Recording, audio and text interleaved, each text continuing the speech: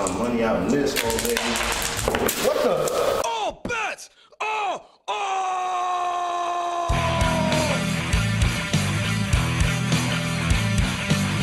All bets are off! All bets are off! What the fuck did you think? What the hell I was going to do? Every time I stand in front of you, so you don't have disrespect. How far can you take that bullshit? Now it's time to get this shit on! Oh, that's wrong! Oh, that's wrong! Oh, that's wrong! Oh, that's wrong!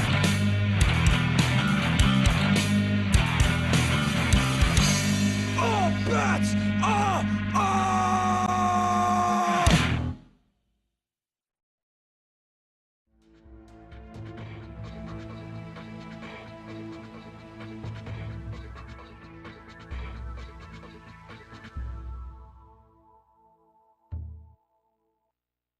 Hello and welcome to Cinematrophy. I'm Don Perignon, saving you from getting ripped off. Well, it's the end of February, so I thought I'd finish off Black History Month with the game. Wait a minute, what does that say on the teleprompter? Shadowman? I'm not playing Shadowman. Nobody wants to play Shadowman. Whose idea was this? You sadistic son of a bitches. Shadowman is a video game made by Acclaim based off the comic series of the same name published by Valiant Comics in 1992. The character was created by Jim Studer and Steve Eaglehart as a black hero based out of New Orleans. The series had a successful run until the company declared bankruptcy in 2002, according to Wikipedia that is, and was revived in 2012. During its first successful run, we were introduced to this garbage. I remember when I saw this in Blockbuster, I had no idea who Shadowman was. I just thought the cover looked pretty cool, so I rented it. 15 minutes after I got home, I took it back. The first thing we're going to do is look at its instruction booklet, and man is this thing thick. It's like 28 pages. Why is there so many pages? Do they like give Shadowman's entire backstory in this booklet? Yes. Yes, they do. Mike Leroy is our real-world persona.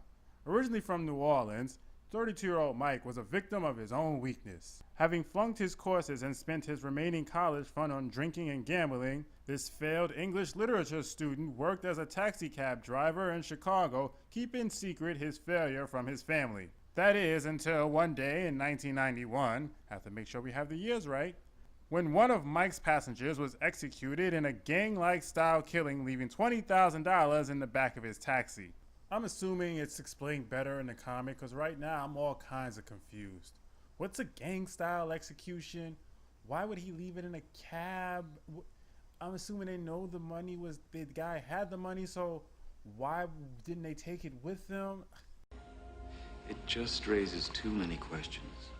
Mike took the money and returned home, paying for his little brother's much-needed operation and lavishing gifts upon his family with his newfound wealth. I'm not sure how much lavishing he was actually doing, considering it was only $20,000, and I'm pretty sure his brother's operation took up 75% of that. Unfortunately, the gang was on to Mike and tracked him down to New Orleans, issuing death threats against him.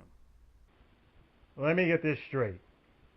A local street gang, not the mafia or drug cartel, a local Chicago street gang not only has $20,000 lying around somewhere, but they have enough influence to track Mike down to Louisiana.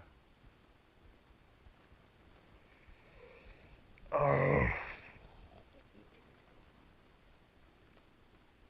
Inconceivable. In desperation, Mike sought out a buku, a voodoo priest, to give him protection against the gang's attacks. This worked, but too well. The gang decided to call on their debt by staging a drive-by shooting on the car which Mike and his family was traveling.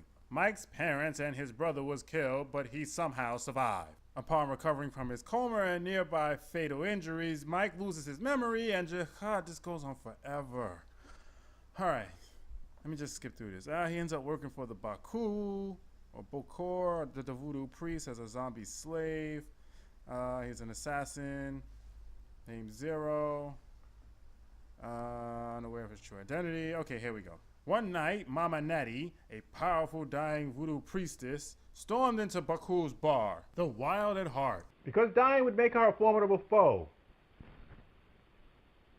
Taking Mike into the back room, she summons her remaining power and forcibly implants the mask of Shadows, a powerful voodoo architect, into Mike's chest to turn him into Shadowman, the supreme zombie warrior slave, now under Nettie's control. You'll take this mud mask and like it, damn it! Nettie has since regained her powers and taken the Bakur soul, leaving the Wild Heart in Mike's ownership. It goes on to say how he's her slave and must do whatever she says, blah blah blah.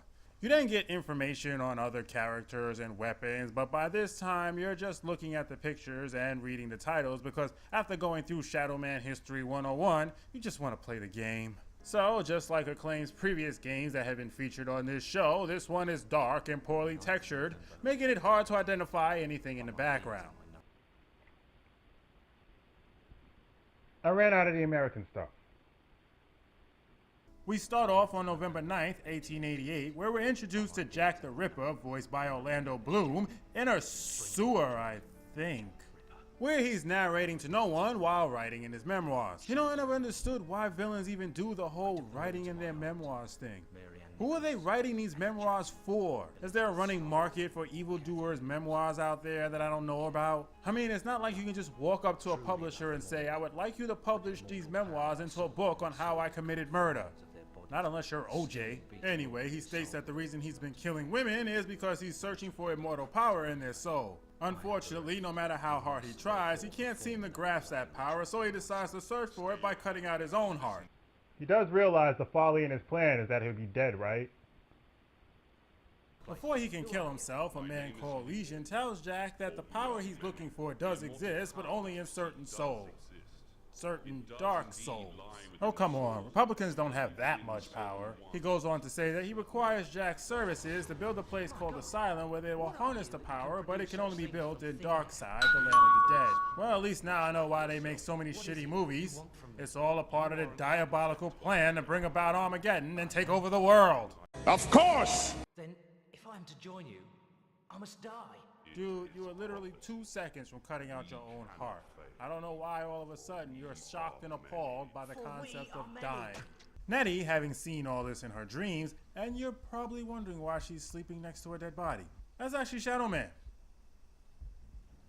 Yes, Nettie is fucking Shadowman. Not only is she fucking Shadowman, but she's fucking Shadowman in his zombie form. And if you think I'm jumping to conclusions, they actually make a joke about it with another character. This game takes necrophilia to a whole new level. She tells Shadowman about her dream, and God, these graphics suck ass. I get what they were going for, but when you see it's clearly not working, you should just give it up. We then get another cutscene where you're out going to meet Nettie, which doesn't make any sense since you were just in the bed with her, but at this point you really don't give a shit because all you want to do is play the fucking game! Seriously, it's been 6 fucking minutes, not counting the time I spent reading that goddamn booklet, and I haven't so much as walked 2 goddamn steps. As bad as spawning the Eternal was, at least I would have fought like 3 people by now. Come on! So after all that, you finally get to play the game, and God, just shoot me now. The controls in this game are so damn awful. The camera usually stays in back of you, but sometimes it moves to this angle that is diagonally to the left and gets stuck, making your movements even worse because you can't see what's in front of you. This is my 3rd attempt at making this jump because I can't see where I'm fucking landing. Alright, this time I'm gonna make it. Come on! This is bullshit! There has to be an easier way to get past these areas without continuing to try to make these fucking jump. Hey look, he can climb. You mean to tell me he could climb at any time? No, not at any time. Only when it was funny.